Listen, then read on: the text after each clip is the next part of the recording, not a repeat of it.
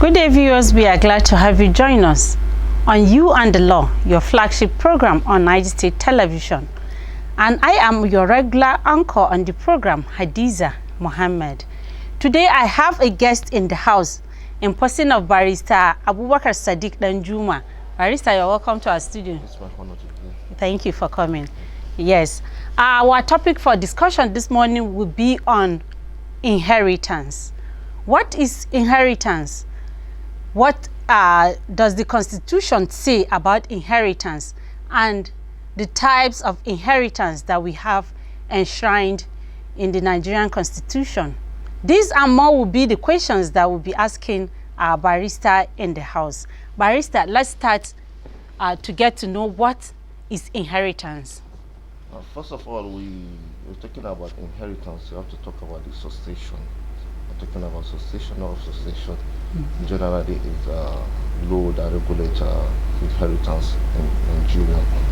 And if you're talking about succession, is a way of, that is a way of transmitting a kind of property, or it can be property and it can be title, it can be liability to the heirs of the deceased person.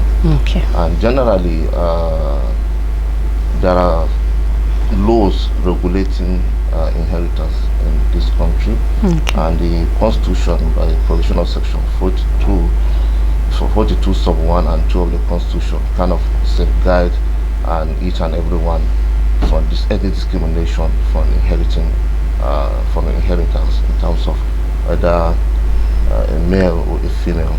And then, okay, let's talk about the issue of inheritance generally, and they are regulated into two. You have somebody, when somebody dies, tested and then intested. Somebody, if it is tested, which means there is a will. Okay, that is why it is termed as tested. There is a will left by the deceased person. That is on how his property will be shared.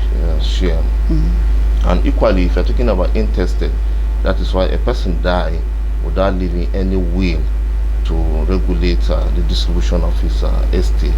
And then, like most often, we are faced with the issue of somebody die intested, that without writing down a will. And then if you're also talking about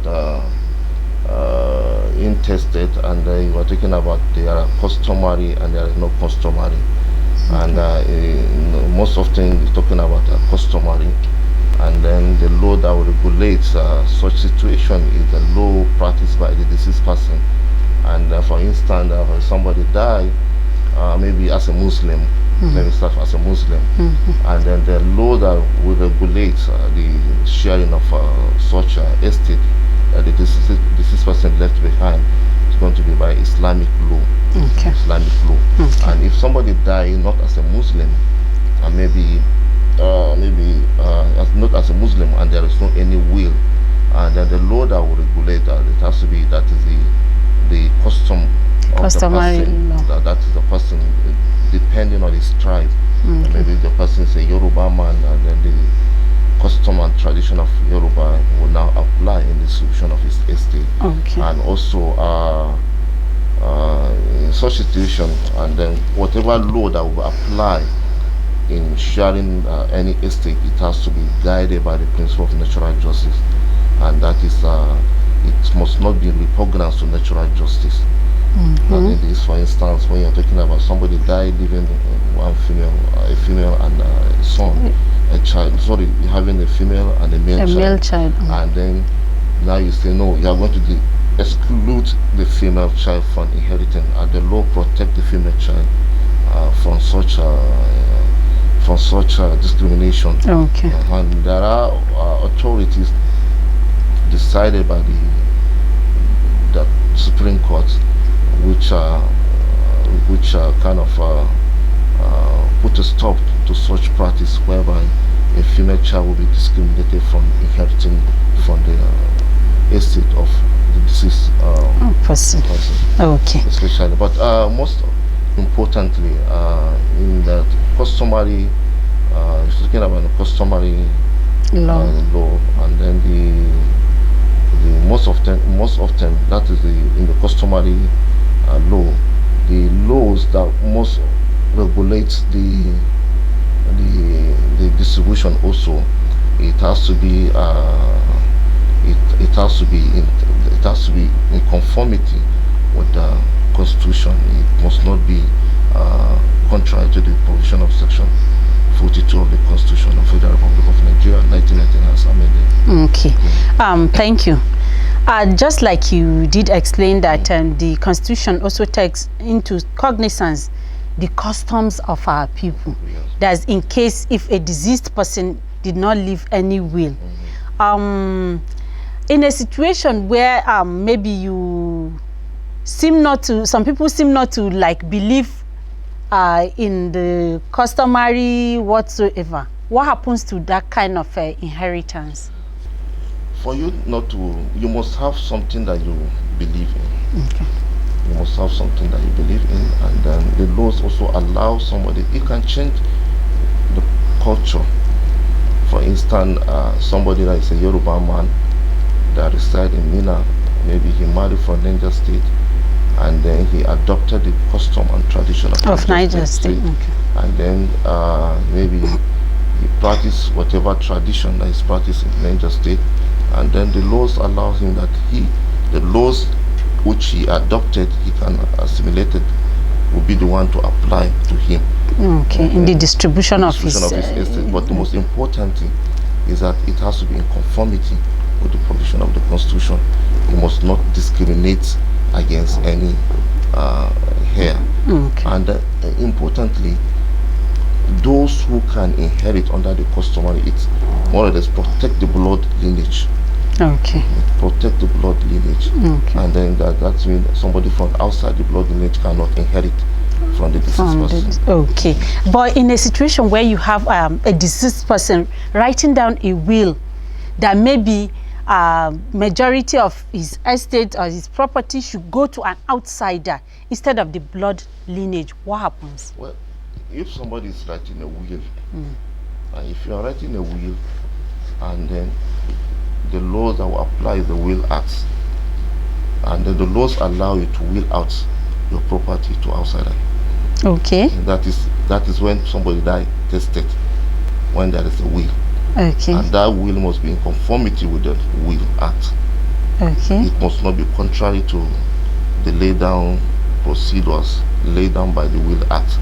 So if somebody leave a will and he died and he said that so things should be given to so person, an outsider. Definitely it has to be complied with. Okay. I also understand that for somebody to get his will accepted, that in the course of writing the will, you must also talk to a legal practitioner. Yes. Now, in the course of talking to a legal practitioner, can a person be advised on how to go about writing this will to like conform with what you just said, the whatsoever in the Constitution, and also take into cognizance the blood lineage? Well, the issue is that, just like I earlier explained, if somebody dies a Muslim, and then you know that we have what we call wasiya. Yes. And then the wasiya now you cannot give out more than 1/3 of your estate. Okay, there is a stated percentage. That is under the Islamic law. Okay. But if somebody died tested, maybe leaving a will under the Will Act, then definitely he can will out, he can give out whatever he so desire to anybody. Okay. It must, and the legal practitioner can only take an instruction from his client, and also must be guided by the ethics of the profession in taking that instruction. Okay. Viewers, if you just joined us, this is You and the Law, and today we are discussing inheritance with Barrister Abubakar Sadiq Danjuma. Barrister Sadiq, moving on with our discussion, is it that we have types of inheritance stated in the Constitution? If yes, what are these types? Well, you are talking about that is succession under whether there are types or not. And the most important is that there are two. It has to be tested or intested. Okay, those are the differences. If it is tested, it's regulated by the law. But if it is intested, it's regulated by the custom and tradition of the deceased person, what he was practicing before he died. If he was a practicing Muslim, he dies a Muslim, the laws that will apply is going to be the Islamic law of personal status, that is Islamic law will now apply on how his estate is going to be distributed in accordance with Islamic law. But if he die maybe not as a Muslim, maybe if he die not as a Muslim, and then he has his own culture and tradition on which he believes in, which he practices, and the laws that will apply, the custom that will apply, it has to be his belief, and that is what will apply. But the most important thing in applying that belief, it must be in conformity with the provision of this Constitution, that is Section 42. You must not discriminate against anybody in terms of whether the person is a female or a male. Okay. It has to be on equal proportion. Okay. I know inheritance as a topic. If we would have allowed our outsiders to call in, I know we'll have a lot of questions. But some questions that readily comes to mind when you talk about inheritance is the issue of some estates, or let's say landed properties, that are distributed among the heirs of a deceased person. Some situations where you have some of these properties that are not known to any member of the deceased family, and in some cases they are known, but then the documents might be with maybe just a single person or one person out of the heir, and maybe the person will choose to like keep those documents to himself, and that causes a lot of disagreements within some families. What can you say about this? Well, in such situation, and maybe if you have such situation and then you have a proof that somebody is holding onto any document, and if you are using the court system to kind of distribute the estate, and the court can compel anybody to submit whatever document that is in his possession to the court, and in so doing the court can exercise its power. Maybe it can compel the person by process of arrest, etc., if the person is refusing to submit. Because by the time you submit the whole situation to court to distribute the estate, definitely the court will take charge of whatever situation that is there, and which means each and every person must comply with the directive of the court.